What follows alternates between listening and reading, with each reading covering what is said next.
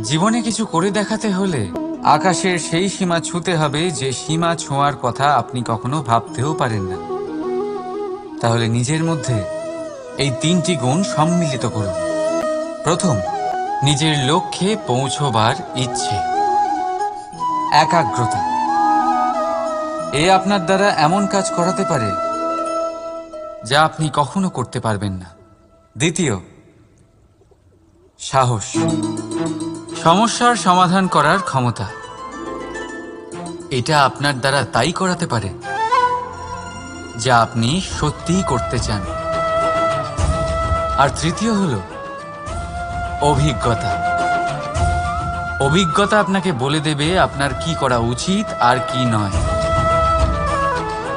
তাহলে যিনি ইচ্ছে, সাহস আর অভিজ্ঞতা, এই 3 গুণকে সম্মিলিত